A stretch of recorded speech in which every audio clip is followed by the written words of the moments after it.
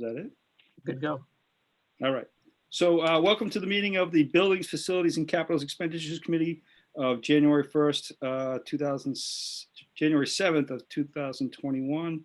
The time is 5:32. Everybody stand for the Pledge of Allegiance.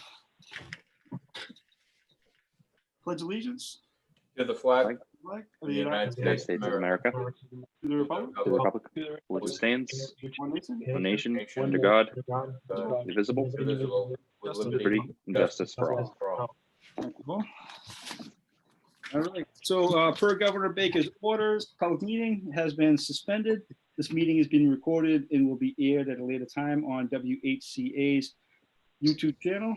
And I just want to, again, thank WHCA for their efforts to fulfill our recommendations for the town, fulfill the town's, every committee and department is weighing heavily on that,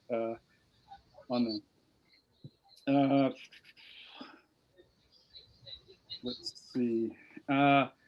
So due to the upcoming special town meeting in the associated warrants associated with that, the FinCom chair has requested access to those members who are interested in we provided that access to those who are meeting today, who include John Galvin, and that's it. So the only issue would come up, John, is if more people attend, we just don't want to violate any open meeting laws. Additionally, I'm not sure how, with these new orders, how that affects deliberation, whether you're able to deliberate or not. If anyone knows the answer, let me know. All right, so we got a full slate. We'll go Dennis and Clary, Mr. Clary here today to speak on their warrant article for the special town meeting, which is listed as warrant article number 10. Just for the record, I just want to get it out there. Article 10, to see if the town appropriates a sum of money to pay costs for sewer main replacement from Auburn Street Pump Station in the town to a gravity sewer terminus manhole located on Southfield Drive in the city of Brockton, including the payments of all costs, incidentals, and related thereto. And to meet this appropriation, the treasurer will, with the approval of the selectmen, is authorized to borrow said amount under pursuant MGL 44-7 or pursuant to any other enabling authority, and to issue bonds or notes to the town thereof. Therefore, that the Board of Selectmen is authorized to enter into any and all agreements with other municipalities, the Commonwealth of Massachusetts, that are necessary or convenient to complete the project. Any premium received upon the sale of any bonds or notes approved by this vote, less any premium applied to the payment of the cost of issuance of such bonds or notes may be applied to the payment of costs approved by this vote in accordance with Chapter 44, Section 20 of the general laws, thereby reducing the amount authorized to be borrowed to pay such costs by a like amount. And you are hereby, that's it. All right. So with that said, I'll turn it over to Dpw Water and Sewer for their presentation. Okay. Thank you all. Dennis is on, but he's having some issues with unmuting. So Dennis can hear us, but it sounds like he can't talk, but I'll. So this project is the sewer force main that runs out of the Auburn Street Pump Station down Auburn Street and then to almost the Brockton line, and then goes kind of off country up through the woods, kind of in back of the old dump, and eventually comes out on a small street in Brockton in the neighborhood, and eventually into a manhole that eventually gets to Brockton's treatment facility. So 20-inch force main was put in, back in the 70s when, the town was putting in the sewer system and all that. It's a ductile iron pipe, the whole length. And I apologize. I ran out of the office and forgot all my notes, but about 3-4 years ago, we had 2 breaks on this line. And luckily those breaks they were in the wooded area, but they were right near Alger Street that we could get to them very easily. Those two breaks cost us about $1.5 million to fix them. And I'll say at the time we did it, no one probably even noticed, but this is the main force main that gets rid of everything for the town. So we had to shut that down for a period of a few days, and guys worked around the clock with temporary bypassing, and literally we had trucks pumping out pump stations and for those two breaks. So based off of that, Environmental Partners, the company that we use for a lot of our engineering design for all different projects, water projects, sewer projects, street improvements, we use them for a lot of different, we had them start looking into it. Okay, why did it break? And we discovered the pipe was rotting from the outside in, which is kind of unique. A lot of times with the sewer lines, you have the problems with the gases and the line rots from the inside out. Well, this is rotting from the outside in, mainly because it's a very wet area. It's a lot of till, a lot of peat, very acidic soils. And then obviously we had some concerns, if this thing let go. I'm sure a lot of people are familiar with what Plymouth went through a couple of years ago when their system failed. We would have been in a similar situation. So we brought Environmental Partners on for kind of an exploratory contract. We bid and awarded and performed a land clearing contract where we cleared the remainder of the easement because it had overgrown over the years. Part of that contract, we also then had soil borings done throughout the length of the, I'll say the wooded area. And based on that, kind of confirmed our suspicions that we had this type of soil and these conditions in other areas. And it would only be a matter of time before we'd be looking at other breaks, and maybe much more serious breaks, especially if they were, 1,500, 2,000, 3,000 feet into the woods. So that started okay, we're going to have to replace it. And over the last probably 18 to 24 months, really, COVID kind of cost us about 5-6 months. Time-wise, we've been developing design documents, meeting with environmental partners numerous times. They've gone out and done subsequent more soil analysis, soil borings, as-built surveys, opened up all the manholes and air release valves and all those things out there. And we're finally at the point where we have a design that we're comfortable with. It would be a full replacement of the line in the same corridor that the existing one is in. Right now, the way we're going to draw up the contract is do like an add alt of either abandoning the existing line in place, or possibly, if it's financially feasible, to kind of improve it, to use it as an emergency bypass if needed. The board is more in line with just abandoning in place. It'll obviously be a significant cost if we wanted to line the pipe and just have it there as a standby. And we've gotten almost 50 years out of this pipe. I don't think it's cost effective, and the board is kind of in the same opinion. But we're going to put it as some adults when we bid the project, so we'll have numbers to that, and we can decide, whether we want to accept those adults. So we're probably at about an 80-85% design, with the intent, that the special town meeting was to get the approval. We're estimating it's a $16 million project. And the impetus of going with the special town meeting is we want to get this out to bid and get this project started right at the beginning of the spring. And if we waited for a typical May town meeting, we wouldn't be able to bid to June or July and would lose almost the full construction season. So the estimate is $16 million. That would include the full force main, all the tie-ins at the pump station, some upgrades at the pump stations, new valves, things like that. It will also include a full overlay of Auburn Street from basically where the MassDOT contract left off all the way to the Brockton line, because we're going to make a mess of that. So we're going to full width overlay the whole street. And there's also a section of water line on Auburn Street that is transite, an old transite main. That, again, if we're going to pave the street, it doesn't make sense to leave an old transite main that we've had 2 or 3 breaks on that in the last year. Doesn't make sense to leave that in the road. So we're going to improve that water main as well as all the services while we're ripping everything else up. So it's about a year, we figure, 12 to 14 months of construction.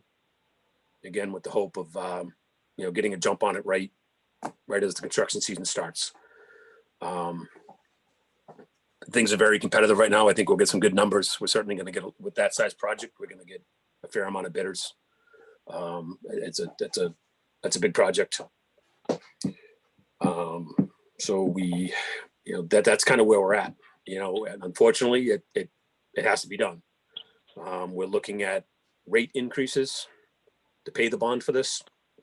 We've been talking with, town administrator and, town hall about the funding, and we had a couple meetings and calls on that.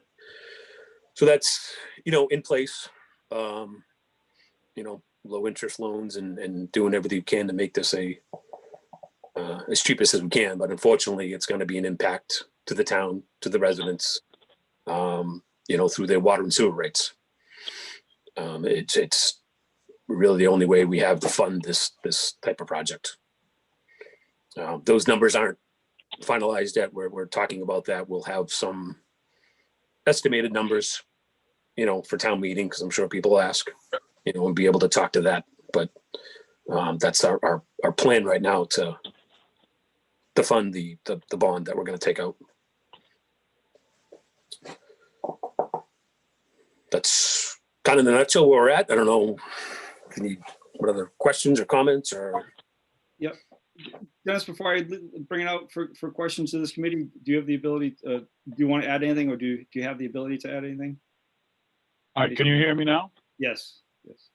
Okay. No, Kevin, he pretty much gave a complete scenario that what we're facing. Okay. All right. So at this point, I'll open it up to this committee for questions. Anyone? Justin. Well, I'll start with a technical question for you.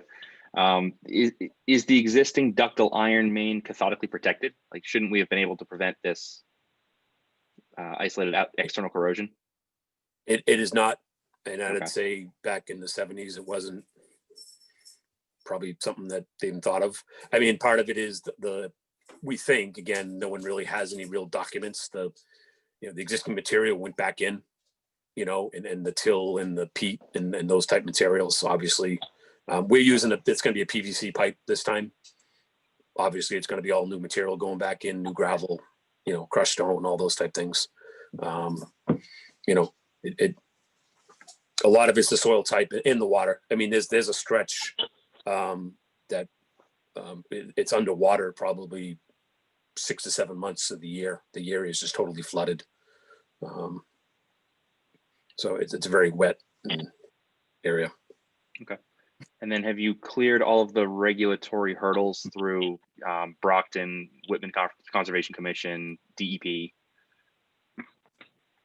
There's been numerous meetings. And Dennis can speak to a little more. I know they've met with Whitman Concom a few times, because we even had to meet with them on the first contract, on the land clearing contract that we've already done. And there was meetings with Whitman Concom and Brockton. I know there's been subsequent meetings with them through the design. Dennis, I know you attended some of those. I haven't heard of any issues besides just the normal, things that we have to be concerned with. You want to add anything to that, Dennis? That's true. We're Ziad's still proceeding with getting through some of that, but most of the hurdles have already been crossed. There's some notifications with Brockton DPW we'll probably meet with them at some point to do a update. But the city of Brockton is just as anxious to get this solved as we are. You know, the 2 breaks that did occurred in their city, and they just assume it doesn't happen again. Lisa, yeah. I just want to add too, I also attended one of those meetings, and Brockton did note that if there were to be any further breaks within their city limits, we could be facing significant fines and cleanup costs as well if another break were to happen within the city lines of Brockton. Okay. And then, so just the logical, the immediate concern is holding a special town meeting in a pandemic when we've, Board of Selectmen voted to reduce the quorum to 25. Although we're not going to be able to prevent up to 100, 150 people from showing up for a $16 million bond. So I'm probably going to reach out to the health department prior to our meeting on Monday to make sure they're okay with this going forward. But it just, I guess, what is the urgency of getting this on the spring construction season as opposed to delaying 30 days or until the May town meeting? It's a ticking time bomb. You know what I mean? We had those 2 breaks. It just, we would, without COVID, we would already be into this project. We were well into design. We'd had numerous meetings, and then, come March, everything just kind of stopped. So we'd already be in the construction. So it's really just the fear of the unknown. Yeah. And obviously the fear of COVID is big too. And certainly everyone understands that. Yeah, thanks.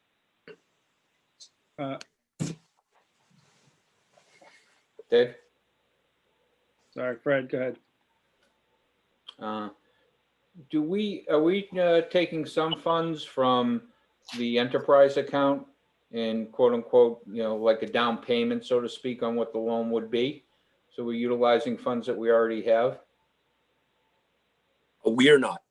The board decided to not use any of the enterprise fund. Sorry, my dog. That's okay. If you get mine going, then we'll be in trouble. That's amazing. Yeah. We have a lot of projects that we've done over the last few years that we're still paying for.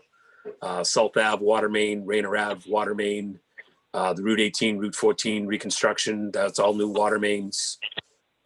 We have a program going now with all the existing pump stations that we're upgrading all the pumps and rebuilding those. We're paying for the water meter replacement project out of that fund. Again, COVID, we hope, we would have hopefully seen some returns on those new water meters, but we're only about 25% done. So all those projects and continued projects are all being paid out of that. And we really, as a board, we didn't want to take away from the infrastructure improvements that we're currently doing and want to continue to do, without affecting ratepayers. You know what I mean? We've been doing all those projects without increasing rates, and millions of dollars. My thought process was if we had a sum of funds that were our own, and God forbid we couldn't get this through the special in time, or the special couldn't occur, as you say, Justin, there are some very big constraints. If we were able to at least do part of the project with our own funds to the Brockton line, and at least get it started that way. And I don't know how that works for timelines, et cetera. Or if that's even an option, I don't know. I'm just throwing it against the wall to see if it sticks. I guess I would ask Lisa, would we even be able to bid a project if we didn't have funding for the whole project? I don't know. Financially, I wouldn't want to do that, I guess, just on the fear that maybe it doesn't get approved. Yeah, I mean, if we don't have funding for the project, we wouldn't really be able to bid it out because we don't have funding. Any contracts do all, there is a clause in there at some point along the way that says that this is pending, this is based on appropriation. So if there's no appropriation, then no contractor is going to bid or enter a contract if the funds aren't appropriated.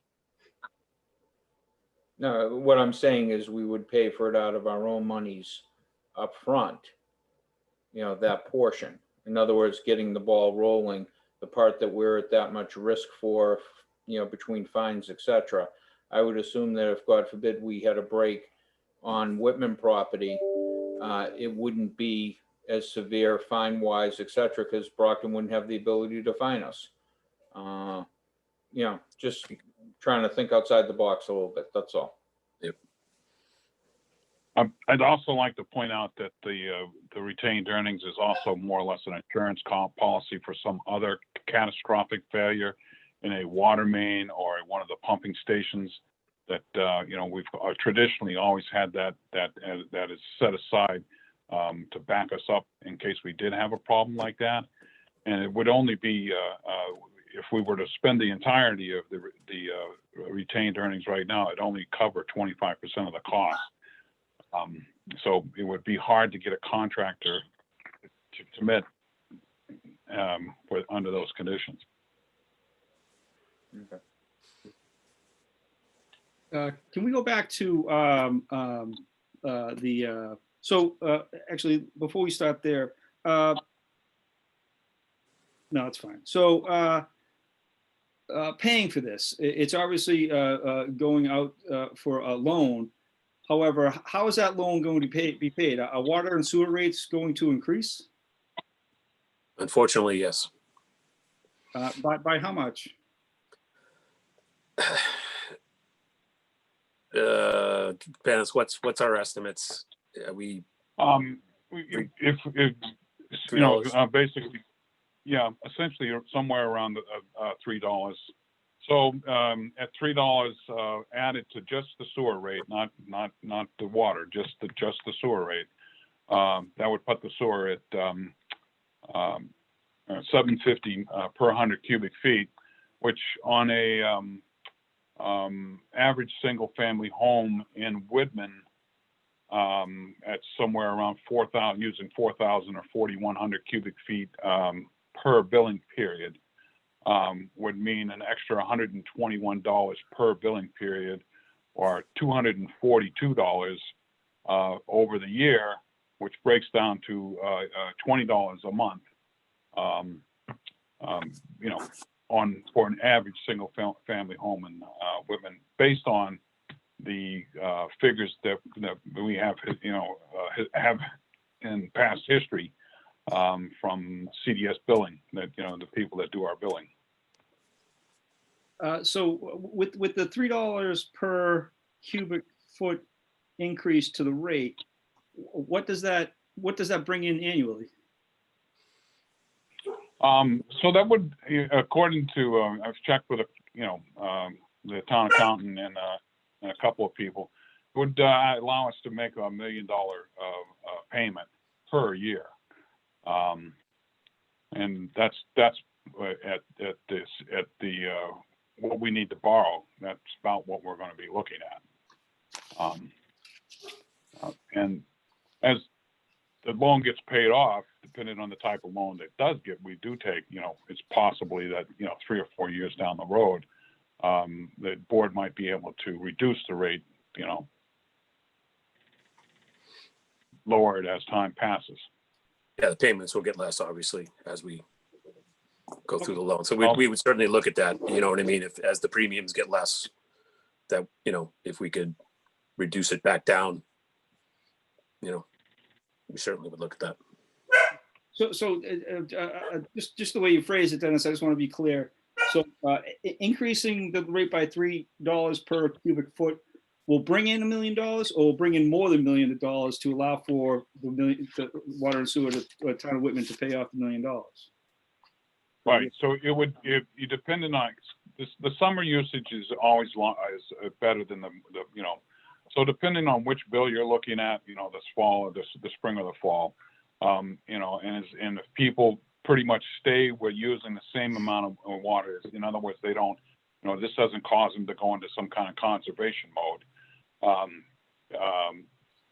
then it would allow us to make that payment, you know, payment every year.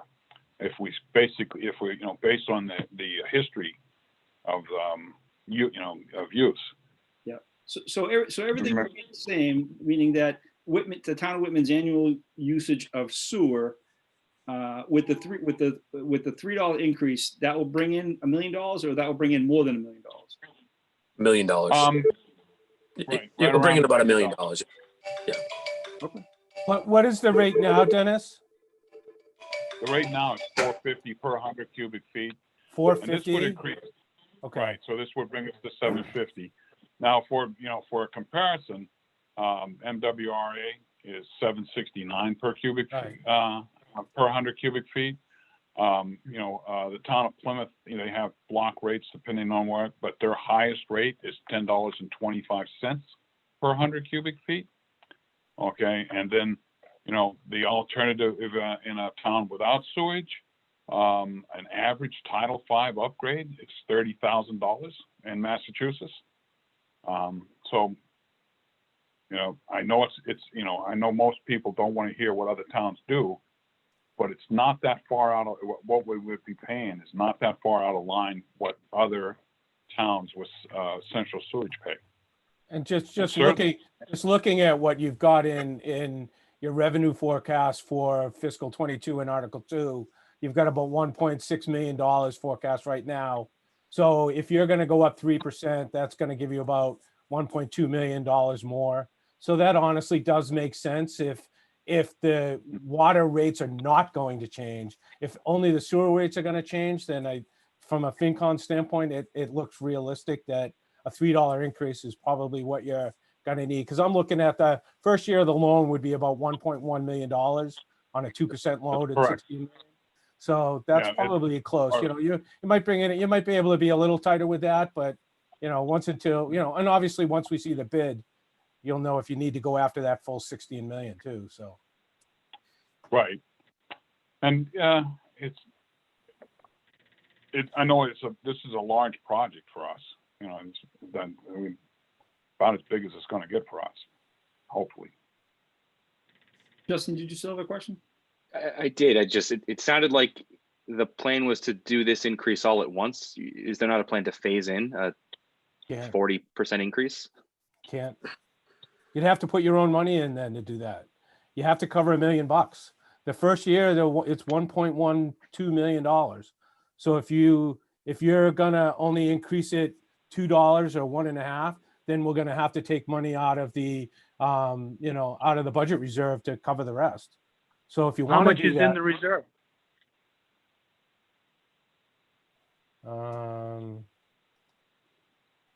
from the last thing that I see, where is it? 4.1 million as of October 15th. Yeah. In the And we're enterprise. not going to use any of that? The plan was not to, no. Again, But that's what it's there for, right? well, it's there to keep everything going too. Like I said, we've done millions of dollars worth of work, including the 1.3 in repairs over the last 6 or 7 years that have not affected anybody's rates. We have not raised rates. You know what I mean? And we want to continue that. I mean, the whole sewer system is 50 years old, not just this pipe. So all our pump stations, you know, Dennis has a very aggressive program for pump replacement and rebuild and, you know, things like that. We've done a substantial amount of water line work in the last few years. And we want to continue that. Sewer and water are two separate enterprises though, right? No, we combined them a few years ago. So that because 4 million is for both. That's for both, yeah. Yeah. Okay, I get it. And you guys, the board has decided that you'd leave that alone. We would like to leave it, yeah, just as it is, and just keep doing what we're doing. You know what I mean? We've Yeah. done some considerable improvements to the systems in the past years. You got to remember, that's an insurance policy. That 4.1 is, because if, we don't, if we have one of the pump stations, have a catastrophic failure, we have to fix it, and we have to fix it right away. We can't wait at all. That 1 point, I think it was about 1.3, 1.4 million we paid for the repairs. It wasn't even 2 weeks worth of work. Yeah. You know what I mean? It goes real quick when you're working around the clock. I mean, Dennis, how many tanker trucks do we have? 115 loads, 18-wheeler loads hauled to Brockton during that time. So that's, And like you said, that's right. The underlying And fear in all this. Right. We were very fortunate that both of those breaks happened more or less in the middle of nowhere in the woods in Brockton, on either side of Alger Street. If one of those breaks had happened, so for instance, like where the force main goes through the cap dump, and we had to excavate in there, we would have been digging up trash from a cap landfill, and then having to pay to recap that landfill and get rid of the trash somewhere in another landfill because it couldn't go back in an existing cap landfill. The current plan calls that they're going to drill through that without excavating, just for that reason. But the cost for that, or if we had a break somewhere behind where our line passes behind Massasoit, the community college, the cleanup alone could be what we're looking for, just the replacement of this pipe.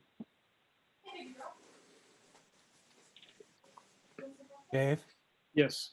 Guys, just one thing I would like to point out, for the fiscal 22 budget, line items 434 and 434B, which is current debt service that you already have. You have $805,000 this year in your budget, not including this project at all. That's $100,000 less than the year before. So I guess I would question, or want you guys to look at, is your current debt schedules right now, and what happens in the next couple years, how much of that debt gets paid off and comes down. And so maybe in 2 years, your current debt comes down 200,000. So maybe as long as we keep that in mind, monitoring the existing debt, that, next year, yeah, we'll probably have to raise it $3, but the year after that, if you lose another 150,000 on other debt, you might be able to, massage that a little bit so it's not as big of an impact. I don't know what the debt schedules are. Ken would know, I would guess, but it's something to look at. I just noticed it came down 100 grand this year. So that's a decent amount. So from last year. So, yeah, so documents that have been shared with this committee is a debts, 3 different debt schedules with 2 different scenarios. Could Kevin or Dennis speak on which one you anticipate being the appropriate debt schedule? I would I think where the wise choice here is to ask for the 16 million. There's the current project to leave all our options open would be just under 15 million, and that doesn't include if there's any legal challenges or any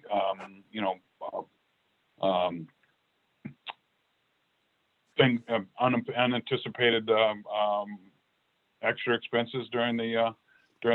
We're going by what the original pipe went in.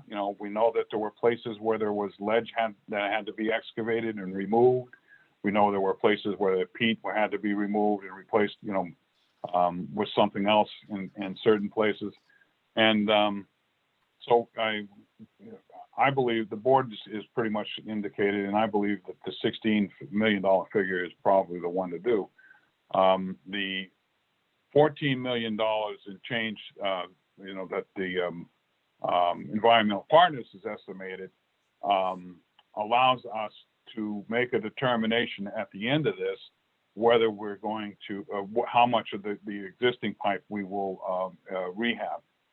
Neither one of these scenarios our estimates have a price for abandoning the pipe. And if we decide to abandon the existing pipe, there will be a cost for that too. course, it'll be less than rehabbing the existing one. But we could, we could mothball the pipe, the existing pipe, and eventually make it a redundant main. That way we'd have a backup if we have a problem with with the new pipe. So that's there is some funds in there to look at that at least. Okay. In the two scenarios, one included a housing choice designation, which was a lesser interest rate. Is that still applicable? Whitman, Whitman does not qualify for it. It's quite an involved process to even make the application. At the time when the estimates were figured, the application period for this was closed. They just opened it, after the first of the year, so you can get the form, but there are ADA requirements. There's ADA planning requirements. There's senior housing discount requirements. There's zoning requirements for dense housing. There's it would take somebody that knows what they're doing, I guess, just to fill this out. Yeah, if I could actually, Dave, I'd taken a look at getting Whitman into housing choice, and it at best, like optimistically, it would be about an 18-month process. And that would be with the full support of the board, the zoning board, the planning board. And I haven't discussed this with either Lisa or Bob Curran yet to see if it's feasible. Okay. If feasible. All right. Anyone else? So some of the documents that have been shared by Water and Sewer included environmental partners presentation.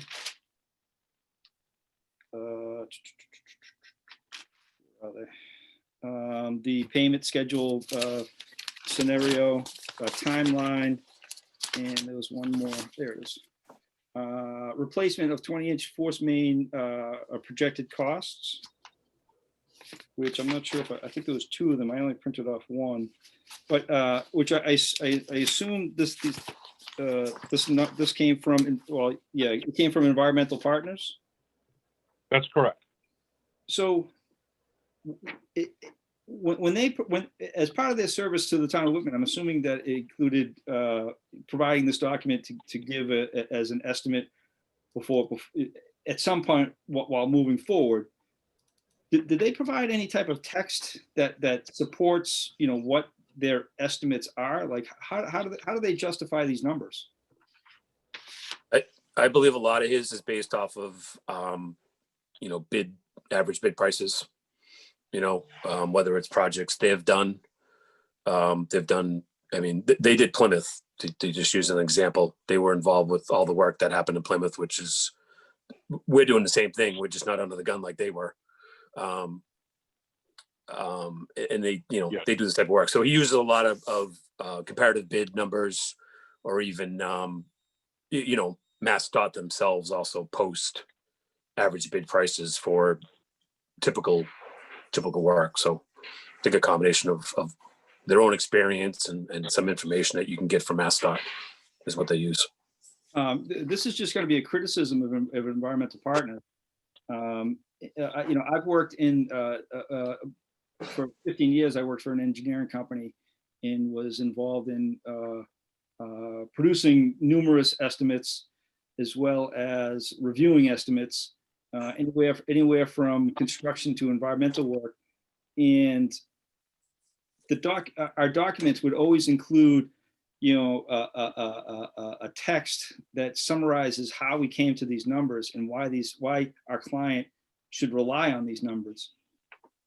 Without a consultant putting their word on numbers, to me, it just makes the numbers fantasy. I guess that's a pretty harsh word, but they don't mean anything.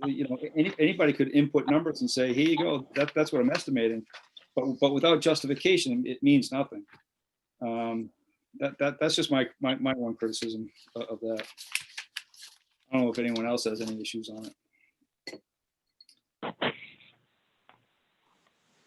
All right, so what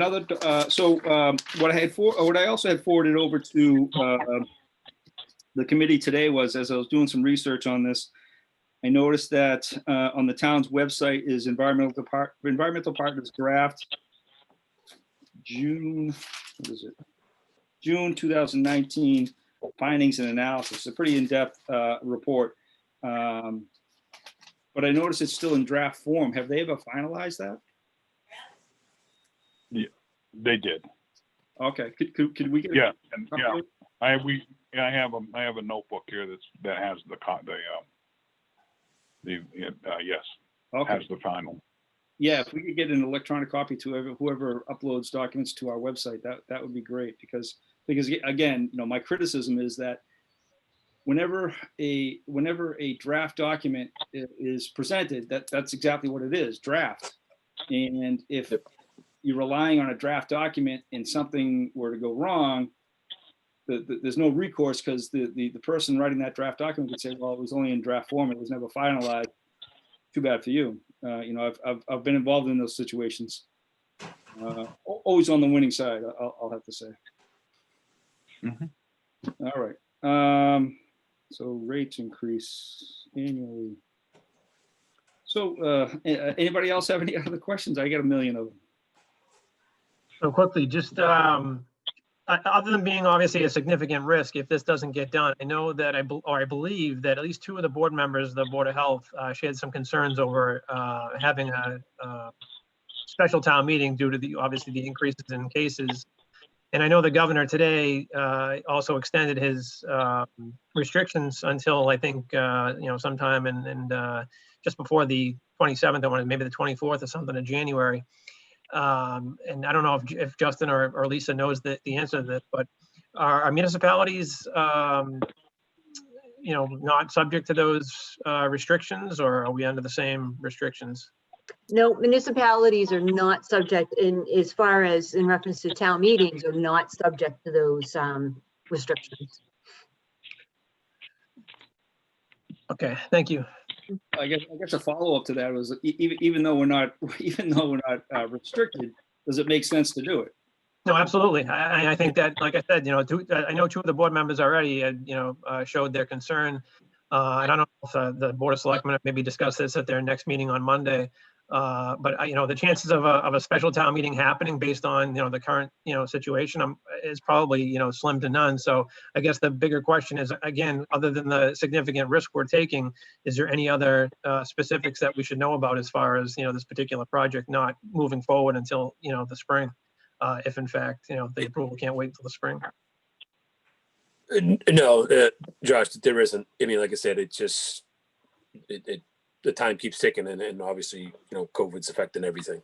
And we're just trying to, we started talking about a special town meeting. It was maybe October, you know what I mean? And then things were still good and, not too bad. And, and here we are a few months later, and of course it's much worse. So, myself personally, and I don't want to speak for the board, but I'm sure the board would obviously understand too if this gets postponed, but we're hopeful that it doesn't. No, exactly. But I was thinking that today too, and the whole aspect of this. I mean, we're basically restricting restaurants' capacity to 25% or whatever it might be, and then yet we're going to try and have a town meeting. I don't know how well that'll go over from the community perspective. Considering that the building that this is going to be held in is currently going to be closed.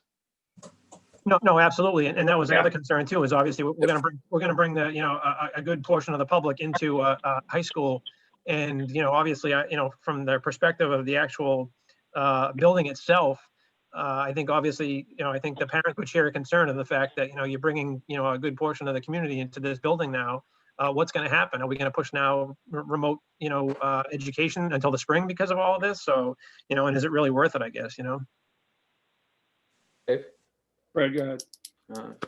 And why not call it snow meeting and let's do it outside? I mean, there's not that much on there. You probably get through it within 35 minutes or so. just do it outside. Maybe you do it in cars, you know, honk one for yes and twice for no. You There you know, go. I don't know what the solution is, Yeah. but, you know, I can understand the importance of getting this done as quickly as possible. I myself, I don't know that I'd feel comfortable to go into the high school and go into the building that way. Mhm. Personal decision, but I would go to a town meeting that was held outside, that I could make sure I'm 6 to 10 feet away from people, wearing a mask, you know, taking the right precautions. You know, I don't know how others feel, but, you know, what the heck? As I listen to this, it comes to mind, you know, if you do like a real rough cost benefit analysis, right? So over the past 5 years, it's costed the town just over $1 million to make repairs. We want to spend $16 million to get this thing fully fixed. So, you know, are we willing to, you know, is our risk level high enough to delay the project and maybe spend another $1 million in order to, you know, potentially delay the project to town meeting in May and potentially lose a construction season? I think some of the fear with delay is what the DEP would levy on us for fines, you know, because Right. obviously we know we have a problem. We have a pipe system that's failing. And if we had another break, you know, what they would or wouldn't do. Again, COVID times, you know, this project should have already been started. So again, it's an unknown, but you know, we've heard from, you know, Lisa, as Lisa said, we've already heard from Brockton. You know, the DEP will come down on us pretty hard too. Well, were we assessed any fines for the last 2 breaks? I don't believe so, no. So, No, they were mentioned. okay. Well, you know, I've dealt with DEP over 15 years now.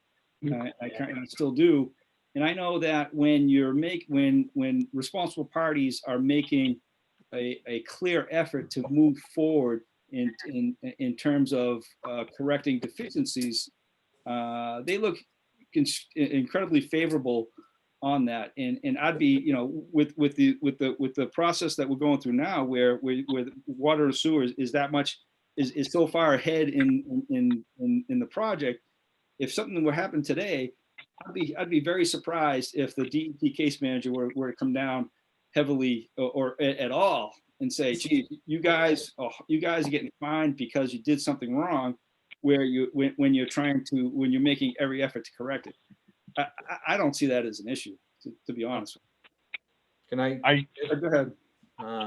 You know, one other thing I would like to mention, if we're in this same predicament and other towns must be in the same, this could foster a lot more competition if we had a bid right away, where there's not that many bids going out, you know, from other towns, and we may be able to get, you know, a little bit of a bidding war between contractors and save some money.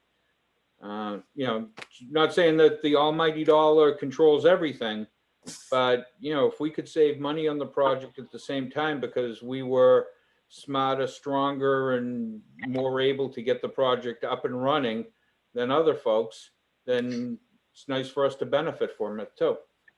Is there a reason why we can't send it out if we don't have town meeting for bid? Do we have to have town meeting approval in order to send it out to bid? You have to have funds. Yeah, the funds have to be, it has to be appropriated. You have to be approved to be able to, To send it out for an estimate, to send it out for bids, not for the Send it out bond. for I'm bid. saying, we can't send out the bids right now and get estimates in without approval from town meeting to borrow? I'm just asking the question. I mean, we're just asking for estimates. Well, no, you're asking for a bid and you're committing to signing a contract, and I think you got to pay for it. I'm You not have saying to- we won't pay for There it. is, I'm just saying what's holding us from sending the bids out. No, and I think the answer is essentially you're going to ask the companies to bid on something you don't really know for sure if you're going to go forward with. So they're going to spend all this time putting all this stuff together and not, you know, knowing that you don't have an authorization at this point. So I don't know. It's just, Just asking the there are, question. there are some rules that if you publicly bid something and not award it, the contractors could be reimbursed for their costs Okay. Mhm. for that bid. So, Makes sense. you know, that could open up a can of worms too for people that did it. If we're to trust environmental partners, then that's the cost, you know? Me personally, I don't just trust the form, but if they're telling us they took effort to put this together with sufficient research, I mean, that's what they're saying, you know? Yep. I'm not saying that it has been done, but. Right, we have a history with environmental partners on our previous projects, water main projects, and throughout town, and you know, this whole thing is what they think it should cost, so that when it goes out to bid, we have something to look at. I mean, hopefully, you know, we'll get some companies, and you make a good point about, you know, this is being a good time to bid things, because this is a good project. That is one thing environmental partners has stated repeatedly. This is a good project for somebody that keep a company busy for, you know, the timeline on this is over a year from start to finish, or right around a year, but from start to finish. And, you know, we did, you know, previously they did, when we did the easement clearing, the conditions that the city of Brockton put on for conservation were so erroneous that, it costs, none of the bids came in at the estimate, at the environmental partners estimate. They were all way over that. And so basically we had to go back to Brockton and tell Brockton at that time that we could not afford to do the job, you know, based on the conditions that they put on the work. And that basically, you know, we were at a standstill because of that. And as a result of that, they reduced the conditions and back to the point where we did get a decent bid, and we got a company, the Caniff company, to come in and clear it, and then they did the soil borings after that. So, you know, we've steadily demonstrated that we're making progress to DEP. That we're working on this to get this solved. The other thing is this is if we have another break, it will be the third break. All right, and that part of it is when DEP is like, what have you done? You know, to make sure that this doesn't happen. Why did you allow this to happen a third time? You know, we had a break in 16, and then a year, and 1 week later we had the second break. So the DEP won't look, you know, favorably upon us stalling. Can I ask something? Go ahead. Have we been aggressively inspecting these pipes since the breaks? Do we know the condition right now? The soil testing, the boring, you know, that has been done. There's along the entire, you know, alignment of the pipe. Okay, and we know where that's the other thing, is now we know where the corrosive soils are and where the least part of it, and there are several more spots in the main that have corrosive soils that have the potential for corrosion from the outside in. As far as, like, you know, physically inspecting the pipe, there's just no, you know, it's impractical. I mean, you just to go into what basically is a wetland and dig it up in order to look at the outside condition of the pipe would be a project in itself. And the other thing is that this main runs 24/7. You know, we cannot stop it at all. You know, this is, even when the breaks happen, we still pump sewage, you know, because you just cannot stop the pump stations. They have to be emptied, and you either empty them into, you know, at the time when it broke, basically over the ground, or you're putting them into frac tanks and getting them trucked to the treatment plant. So we can't do any inspection, obviously, from inside the pipe, and outside. Some of the concerns were too that if we start excavating on the outside, you know, the dirt might be what's holding some of this pipe together if it's that corroded. You know, and then the same thing, the concern, we don't want to make or break. So I guess the answer, we haven't been able to really do any inspections besides just identifying potential areas that have the same conditions that we've already dealt with the breaks, with the high water tables and the high pH soils. How far off of Alger Street were the breaks? Not far. Well, it was right. Yeah, I mean, the break itself was right under Alger. It was what, maybe about a half mile from Auburn Street, Dennis? Half, 3/4 mile? Yeah, basically behind the ball company. One was on one side of Auburn Street, and one was immediately on the other side. You know, and that's, like I said, those were pretty, the closest thing that was there that we had concern with was a B actuary that, was next door. But, fortunately, nothing ended up over there. Basically we dug a pit and started, pumping. I'm just wondering if when Brockton resurfaced Alger Street, if by having all the heavy equipment, it might have just jarred something. Not saying you can place blame, but just as a reason of why it went then. Right. So, Alger Street's has been needed to be repaid for many years. Oh. But when the second break occurred, because of the where it was, we had to remove somewhere around, I think, 150 feet of water main on Alger Street in order to fix, because it was basically collapsing into the trench. And there was a section of Alger Street that was out of water for a while until they did a tie-in with East Bridgewater. And after the pipe was fixed, part of the job was to renew that section of water main. Okay, so. The only reason why I asked if we do a visual inspection, I understand that it's underground, but typically with sewerage, there's a pretty easy,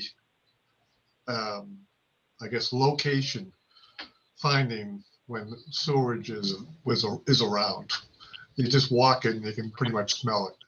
And you kind of know that you've got a break someplace or you've got a leak someplace. That's where I was going with that. As far as the environmental partners, are they the only people that have reviewed this at all? Have we had any type of value engineering done, or just environmental partners? So far, just environmental partners. They're the engineering outfit that we've used for quite a while, and we've had good luck with them. To hire another engineering outfit to basically redo the same work they have done would be fairly expensive, I would imagine. I believe that just the soil analysis, the force main clearing, and the permits for that, the work that they've done towards that was, $500,000. My big concern is $16 million for this project. To me personally, sounds extremely low. That we get into this project or either we get the bids that are really high, or we get some type of conditions that weren't on the initial drawings, and the contractor is coming back with a big change order. I don't think the 16 million is, just looking at the magnitude of the project, it seems like a big project. I'd say, a lot of it is in the woods, so that's easy Even work. getting the equipment there is going to be difficult. It's all cleared. We've cleared the easement and we've now maintained it, in some of the worst areas, some of the real wet areas, we're doing directional drilling to avoid large amounts of dewatering and all those type of operations where you can just do the pits on either end and just jack it right underneath, and stay out of the, there's a brook crossing in some of the real wet areas. Again, just to try to, anytime you're digging in water, it just makes it problematic of what you do with all the water. So, we've looked at those type things, and we're going to incorporate those, so they are incorporated into the design. Certainly, Dave, your concern about the estimate, we can have environmental partners supply, some more information on that. I mean, obviously, we've met with them numerous times. They've come to numerous of our meetings, almost on a monthly basis for the last, 6, 8, 9 months. And he's explained the numbers, and I know they use average bid pricing and pricing from other projects, and we do have a good history with them. We've bid a lot of projects with them, and haven't had issues where estimates are coming in 15, 20, 25% over what they thought. And like I said, some significant size projects, a couple $1 million water main replacements, the water meter replacement, that was almost $1 million contract. So but I can reach out to the engineer and have him supply some additional backup of where his numbers came from that we can get to the board. Yeah, I mean, it just helps everyone to know, everybody on your commission, I'm sure, in working at Dpw Water Sewer are experts in something, and not everything. So, when you have that collective document shared amongst everyone, similar to this committee, we have various backgrounds. It just lends credence to the numbers and gives everybody a sense of what's the word I'm looking for? Comfort. Yep. Go ahead, Josh.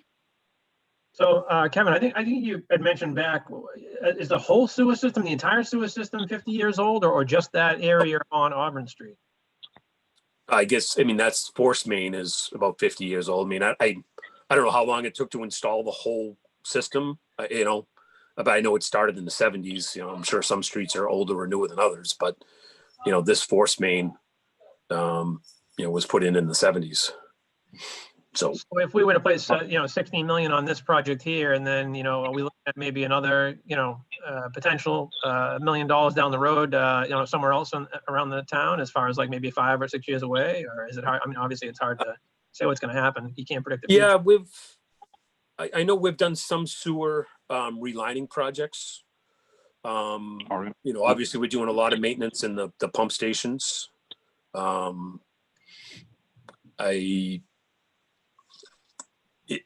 This is the largest pipe we have, and it's the outfall, so everything comes to this point. I think, again, I don't think we have any concerns or major concerns like this throughout the town. Dennis can probably speak a little more about it, but and I think a lot of this was due to where it is, like I said, where it's rotting from the outside in. It isn't a failure of the, a lot of times the sewerage, it's the sewer gases, that eat away from the inside of the pipe. Like a RCP pipe. That's what we had. We did some relining on actually the other side of Auburn Street a few years ago, because it was a concrete pipe, and obviously concrete and sewer doesn't mix, and then it was wearing it away, so we relined that. Yeah, you'll have to forgive me. I'm not an expert on the sewer side, but thinking about this overall, does the new system come with like any proactive monitoring that we can basically be able to, get a gauge on what the conditions are along the way as far as the pipeline's concerned, or? So it'll be a PVC pipe, obviously in clean backfill, stone, gravel, so we'll be putting it into material that isn't as corrosive. Obviously PVC pipe, I don't want to say anything is, people thought ductile iron was good, but it has a long lifespan. We already have monitoring wells out there. We could probably try to maintain those to keep an eye on the water levels and things like that. I'm sure that's something that can be, monitored by the town and by us. We can talk to environmental partners and see what other suggestions they may have, Okay. My final two questions are, is a project like this, are there guarantees involved in it? And also, do we have do these costs include an owner's rep to be involved? So guarantees, I guess, you know, I'd have to get into the actual bid document. Obviously, we, you know, there's some design guarantees with environmental partners. I know, and Lisa was very much involved with this too, when we put the contract together, our contract with environmental partners, there were some, you know, there's some sections of that effect of, you know, they're giving us a design that's going to work. And, you know, if they're accountable for some error or omission, they're certainly culpable for that. I'd say normal construction practice, you know, usually own it for at least, you know, a year, depending on what it is. I mean, we have some valves and pumps and things like that that may have a little longer. We don't have a full bid spec yet. So I guess that would be the time that we could put in exactly what we want, you know, for warranties and guarantees. You know, obviously the materials are going to come with whatever warranty guarantees that, you know, the vendor supplies. And I forget, what was your second question? Sorry. Do we have an owner's rep involved? Will an owner's rep be involved? I believe, and Dennis, I believe Environmental Partners does have personnel in the budget. They've done that on other projects too, that they've supplied an engineer that would, you know, daily engineer, work with the contractor, coordinate with us, with Dennis, you know, keep us up to speed with what's going on, change orders, extra work, just contract payment. They would always review pay estimates, you know, from the contractor. Even like on the Route 18 project that they weren't really involved with because MassDOT was running it, but they were still assisted us with those type activities. There'll be a town meeting. What about, you know, specific, an owner's rep being specific to the design, you know, or if they're overseeing if they're acting as an owner's rep, do they inspect certain, you know, at some time and provide opinions or, you know, in potential deficiencies? As the work progresses, absolutely. Yeah. Okay. Yep. Dave? Yeah, they're the clerk of the works, they're the inspector, they're the quality control. They'll handle all that in the field and you know, be kind of Dennis's day-to-day contact. Okay. Go ahead, Fred. Well, I think under the mass laws with the public project, you have to have the OPM anyways, is required by law. As far as performance guarantees, what I would encourage is we look into having them post bond or post an insurance policy that would cover us for X amount of period of time. So they'll pay for the policy today. If that contractor is gone in 9 years and we have a 15-year policy and 12 years from now, something happens, we have an insurance company that's going to pay the bill, not have to worry about the contractor being out of business. I know that's one of the frustrations we have with the school roofs. You know, you hire this great contractor and all of a sudden you have a problem 15 years later and it's due to design or due to something and they're gone. They're out of business. They're bankrupt.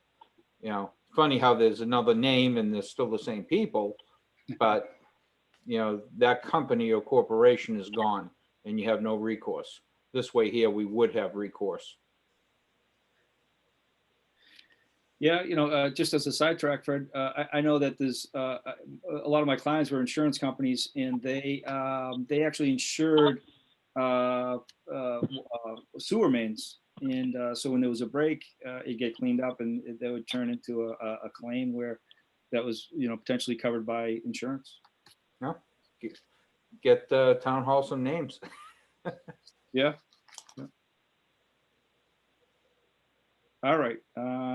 Anybody else have any questions? All right. Well, I'd like to thank Kevin and Dennis for their time. That was very informative. Thanks, guys. Hey, guys. Thank All you. right. Thank you very much. Thank you. Thank you. Right. Thank you very much. All right. Would you be seeking a motion at this time to recommend or not recommend? Well, that's the question. You know, since there were no other questions, I'm assuming that everybody may be prepared to make a decision, make their vote known. Or let me hold that thought for a second. Didn't you want to get more information from environmental partners? I thought you had asked for a write-up. Yeah, the type of information that I would assume, unless they already have it in written form, I mean, that's a pretty elaborate, well, I shouldn't say elaborate, but it's a pretty formal report where you would, it'd be 3, 4, a project like this, maybe 4, 5, 6 pages of discussions of how they come up with numbers and why they think those numbers are it's not impossible, but yeah, maybe, well, hold that thought. So our next meeting is the 21st. 21st, Yeah. a scheduled meeting anyways. We could either, so Lisa, you provided me provided me with the date when the warrant is going to be published. So is that date the drop dead date that you would need our recommendations in order to be published onto the warrant? No, the board can make a recommendation on the floor if you're looking for more information. But we do have to, the Board of Selectmen have to vote the warrant, and it has to be posted by the 13th of January. It has to be posted 14 days prior to the meeting. So if we were to give the Board of Selectmen our recommendations on January, the day prior, that would then be published onto the warrant? The day prior to the warrant? Prior to the meeting? Prior to publishing? On the 12th. Yes. Yeah, then we could update the warrant and then get it published on the 13th. Okay.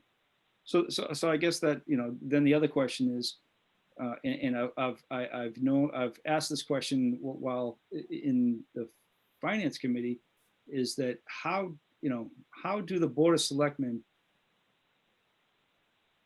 decide to support or not support an article when they don't have recommendations from either FinCom or this committee? So that's just a redundant question, not redundant, rhetorical question.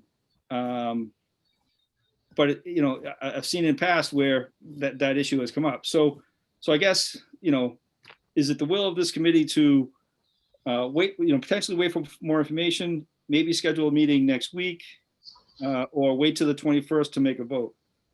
I guess I'll entertain a motion at this point with all those options. So I guess entertain a motion to vote today. Entertain a motion for table for our next meeting, which is the 21st, which will give will give plenty of time in order to have it published on the warrant.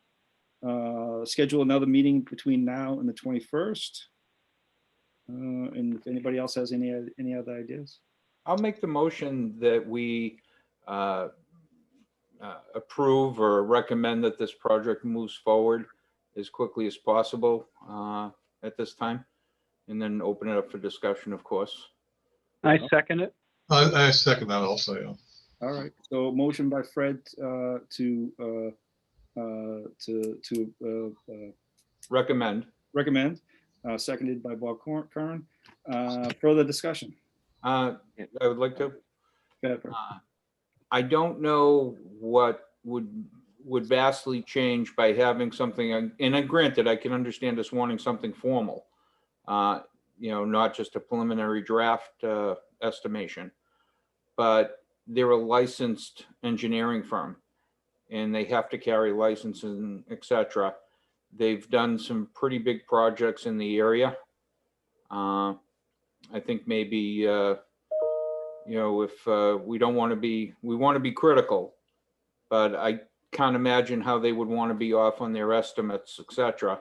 I mean, even though, I do notice their contingency is pretty decent as well. But I would feel comfortable with what they're saying as far as being the professionals. I know myself, I don't know what a pipe costs. I don't know what it costs to dig a trench. I just don't know those things. I have to rely on a professional, and I think that they're a licensed professional and that they do have the cachet, so to speak, of working with other local area towns and being fully licensed in the Commonwealth. So that's my sort of gut. Justin, you had a question, comment? Kind of just I guess a question on the scope of what we're recommending, because my concerns are more with the, selectmen and moderator hosting a meeting in COVID times, and with the financing of this, which is up to the DPW Board of Commissioners, not so much with the engineering or the project itself. I think that there is a need for that.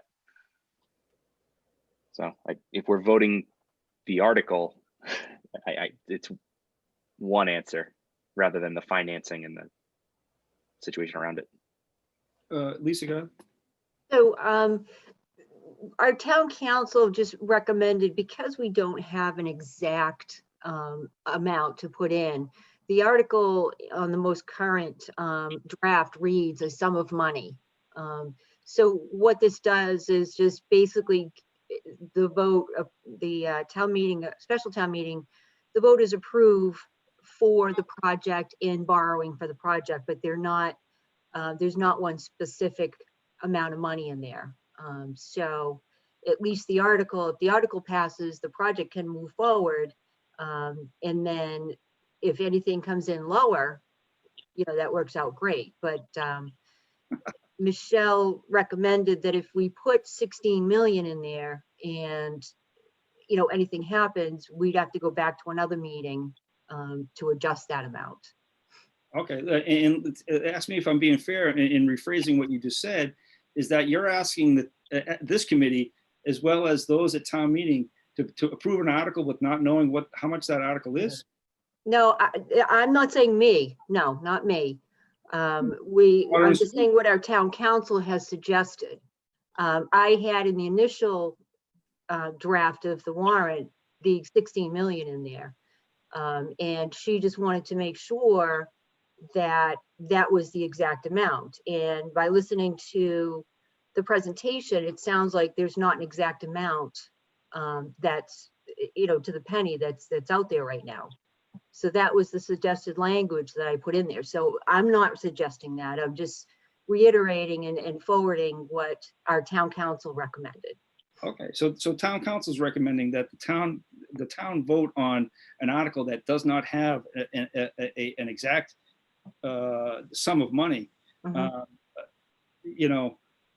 One issue is that we just spent the last hour and a half hearing that they have full confidence in their consultant. They have they're familiar with, they have full confidence in the estimate that they provided, and now town council is not comfortable with taking their information and putting a dollar figure there. That seems.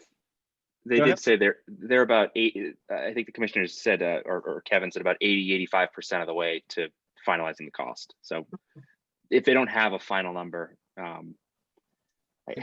yeah. How about up to not exceed 16 million or something like that? I mean, I can't see. That makes more sense. Yeah, I can't see voting. I don't know anybody, from a taxpayer standpoint, that would vote for a blank check. I mean, I don't, you know what I mean? There's just nothing. Right, and quite frankly, every other project that we've ever done, right down to the schools, you're voting the project first, and then you're putting it out to bid, and then the real numbers come in. I know when we built the high school, it came in for less money than what was approved. So we were on time and under budget, with that project. Duval School with the roof, we were actually nowhere near what the project's going to cost. So the money's encumbered until which time we can have enough money to do the entire project. But granted, we weren't borrowing either. I'll revise my motion, to read that we recommend the project move forward for an amount not to exceed $16 million.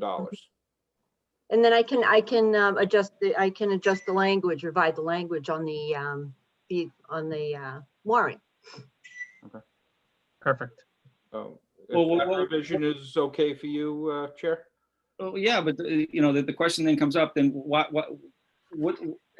you provided town council with a number, they're not comfortable with it, but now the town council is comfortable, it will be comfortable with it because we say so? I don't understand that reasoning.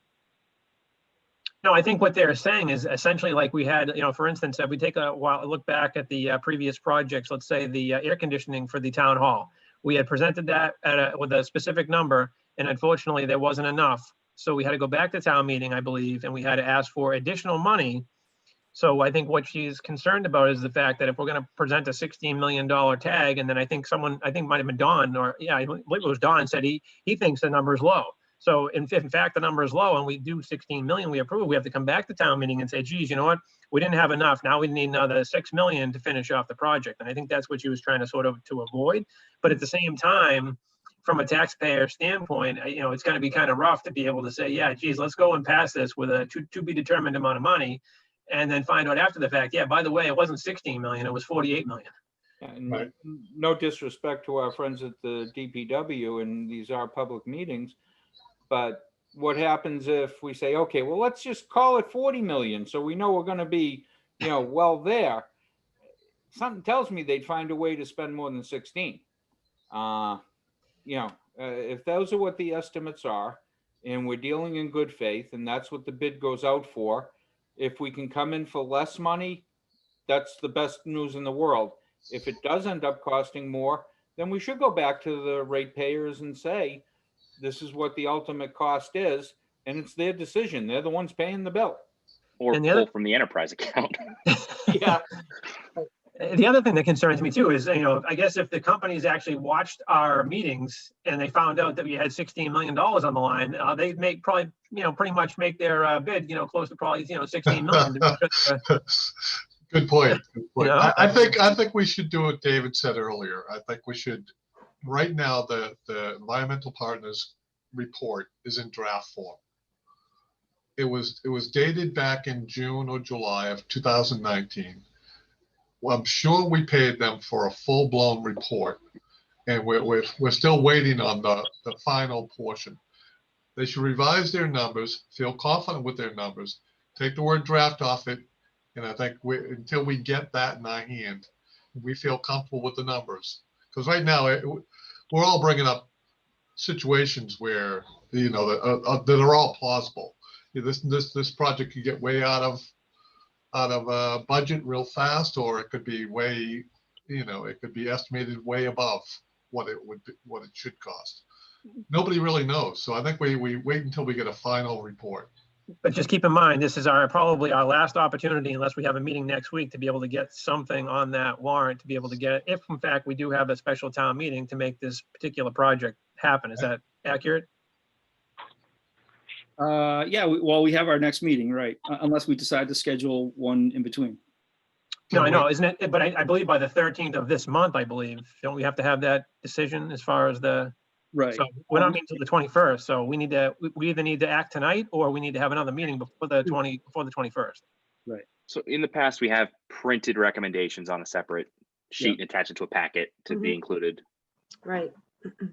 Well, right. So Can I say something? if we don't have another meeting, we don't have a chance to deliberate anymore.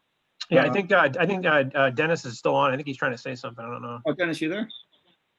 I am. Okay. I've been listening. So I would just want to, as far as the draft of it, I think what I emailed you was the original one. The report's finished. Yeah. And it's, I don't think there's a lot of differences. I think I just emailed you probably the most earliest version. But the report's finished. As far as the estimates that I sent over, the one that's just under $15 million, they're fairly, I'm talking to the engineer, he's confident of that price. I don't think if we ask him, he's going to change that figure. And so, when we say 16, that's the board of, we're hedging a little bit. But I believe that the environmental partners are fairly confident of that $15 million price that's on that estimate. And I believe it's just 14 and between just under 15. But the idea is that, well, they're saying that this is their best, what they think that this project should cost. Now, when it goes out to bid, we want the companies to actually be hopefully be lower than that, in a more or less in an effort to get the work.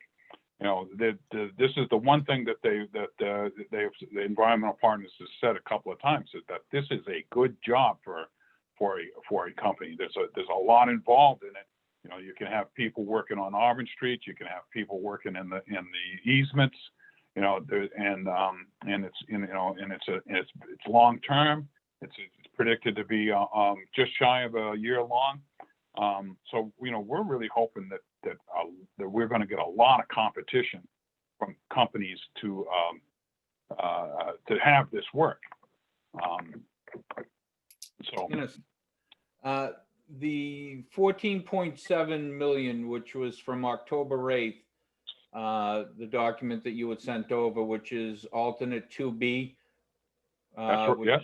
The force main with the CIPP line, existing force main standby, and a cross connection is on there for 14.7 million.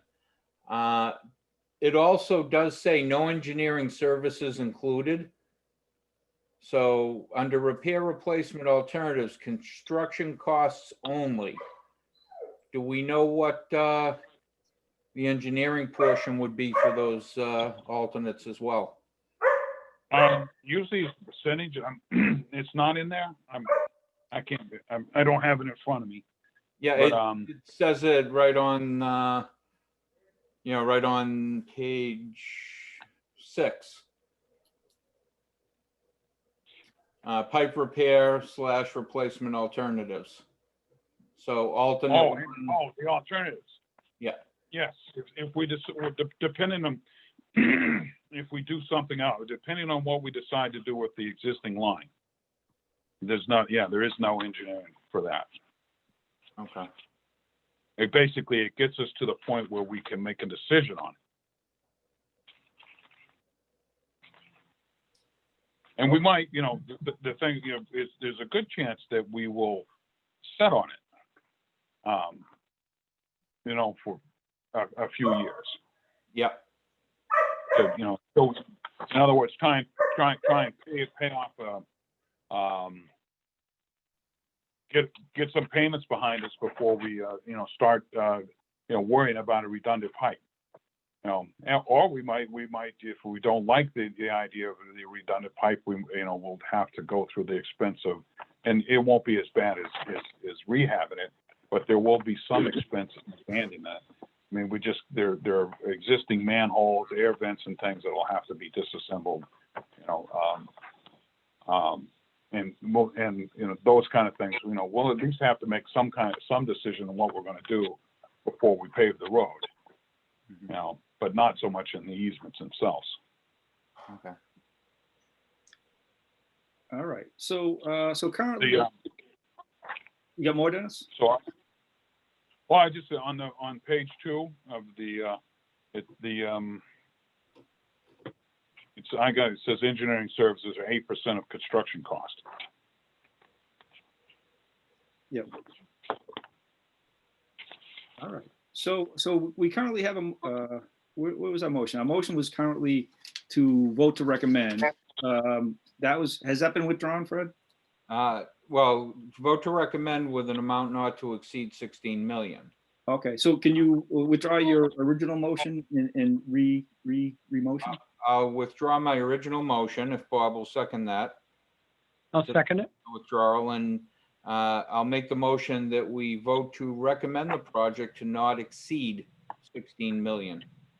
Do I have a second? Second. Seconded. Seconded by Josh. Yes. Okay, so discussion.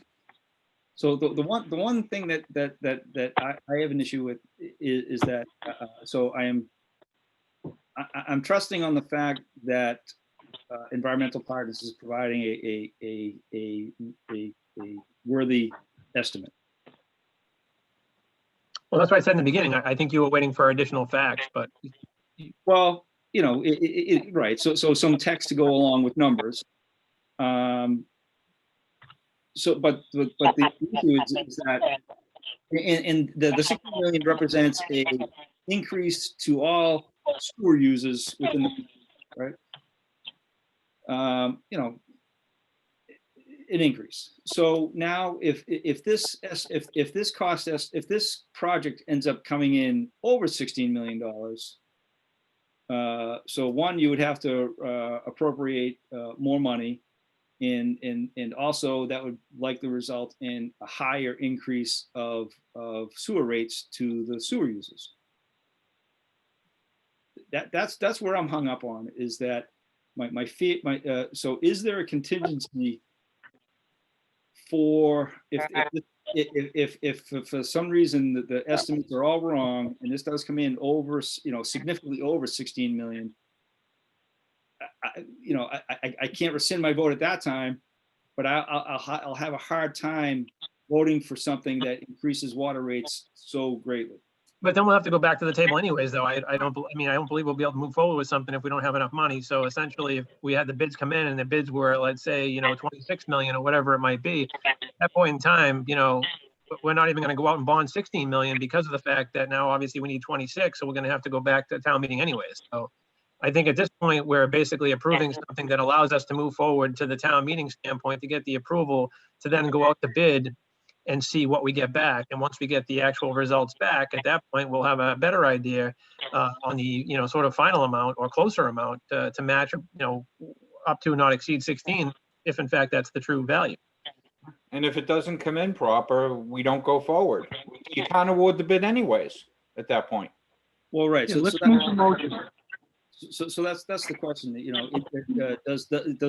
If that scenario does happen and additional monies don't get encumbered by town meeting, is the project dead, or Yeah, the project's not going to move forward. Yeah. All right. And the motion and our recommendation is comes going to in- be.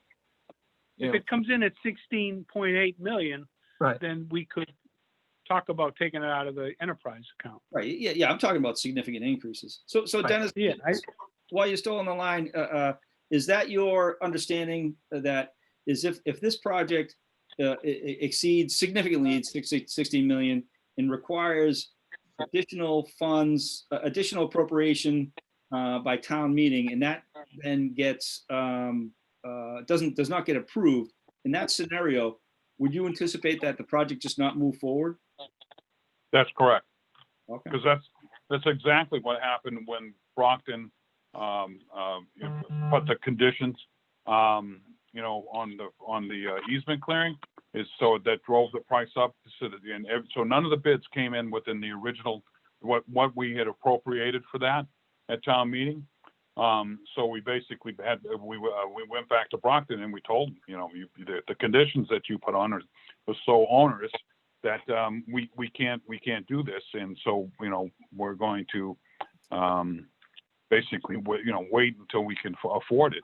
At which time the Conservation Commission there reduced the order of conditions, and it made the project affordable, and we were able to get it at the what eventually, what the environmental partners said what it should cost. Okay. We did get a company in there for a little less money, Okay. actually. All right. I think Josh has a question. Yeah, sorry, while I'm thinking about it. So Dennis, on the consulting fees that I guess the environmental partners charges, are those, would they be part of that bid process, or it seems like, I don't know if there'd be a conflict of interest there, being the fact that they put together that, sort of estimate? Well, but they normally do the bidding. That's another service that, that's part of their service is to the bidding, to administer the bid. Okay, so they provide a separate quote for all their work, or is that? It's under that 8%. Oh, okay. I mean, I can check on that, but that's the way we asked for the price to include that. Yeah, and I think the work that they're performing now is under a different, either under water and sewer costs or money that's been encumbered at prior town meetings, if I'm right. Right. They have a contract for the design, design and engineering services, and when we start construction, they would also have sign a contract, but they're not cheap. the engineering service were 8%, they're saying that their services will be 8% of the cost of the just under 15 million. Okay. But, you're looking at tying them up for, a good portion of their people for just shy of a year. Okay. Any other questions? I'm sorry, but didn't mean to interrupt, but that's on the job. That doesn't count the amount of documents they'll produce afterwards, as far as builds and how things were put together. Is all that detailed in the report or in their quote? Basically they're calling it engineering services. And we are requiring now like CAD drawings and stuff like that to be all provided to with all the projects, correct? Based on how this has worked in previous contracts, they give us electronically, paper wise, and they make sure that all the permitting, the reporting to any of the state agencies that are required are all done. It's all it's basically they're very complete. And when they're done, there's not a lot left to do. In fact, there's nothing left to do. Any other questions? I'm good. All right. So we currently have a motion in a second to approve the article with the following changes: striking appropriate a sum of money and adding up to and not to exceed 16 million. Is that correct, Fred? Correct, not to exceed 16 million. All right, so we have a second. Any further discussion? All right, roll call vote. Fred? Yes. Bob? Yes. Lisa? Sorry, yes. Don? Yes. Aaron? Yes. Justin? Yes. 6. I'm missing me. Josh, did I get you? No, yes. And David is a yes. All right, this is an hour and a half, over an hour and a half. That's good. So Dennis, you heard our vote. That will be published on the warrant. Okay, thank you. I appreciate all of your efforts. All right, thanks, Dennis. Thanks, Dennis. Thank you. Thank you, Dennis. All right, Good night.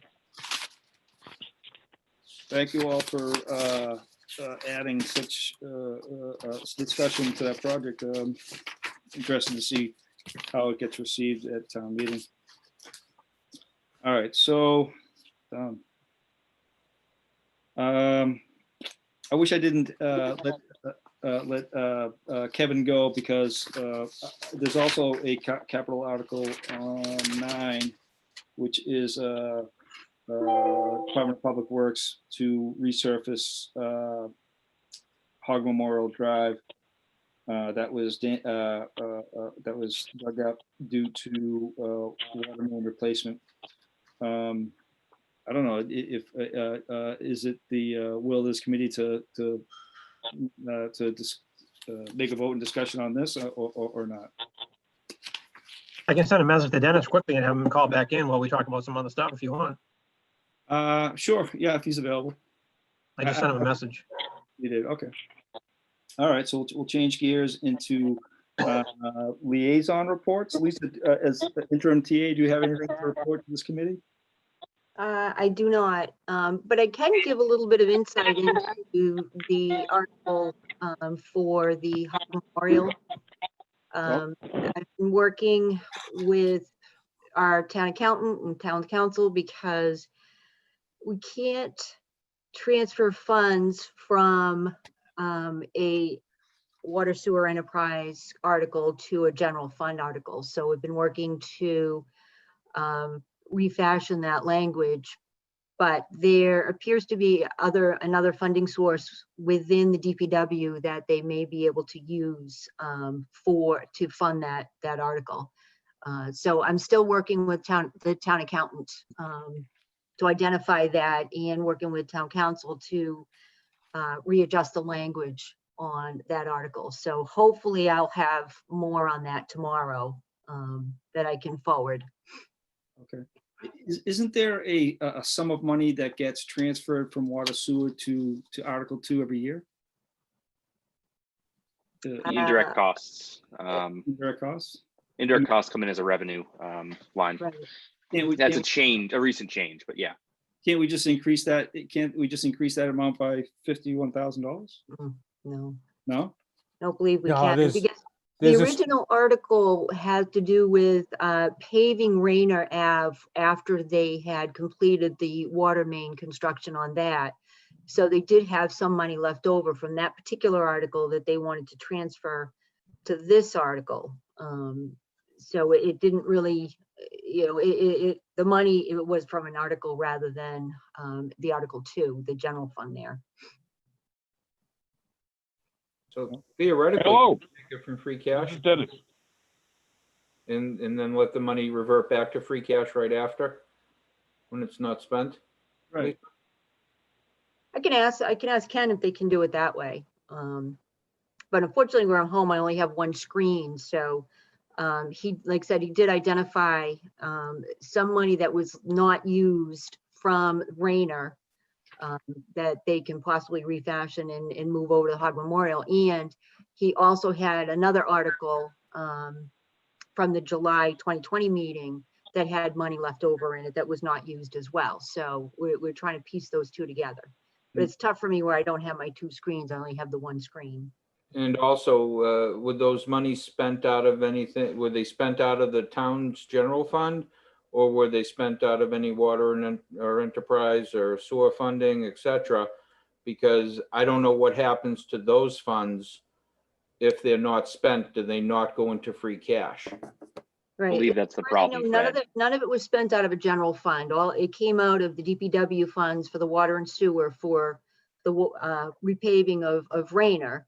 And then the second one came out of an article from the July 2020 meeting that did ask for money for paving and road repairs. So it didn't come out of any of the general fund. Okay.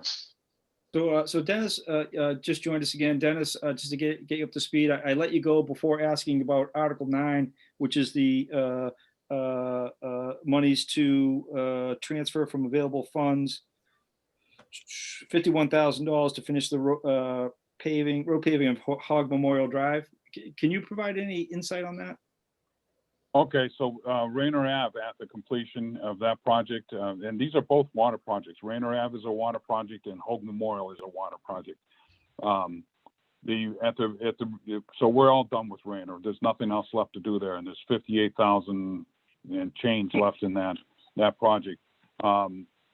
One of the things that happened at Hope Memorial was that originally there was not a section of water main figured for from Lee Ave to where the school driveway was.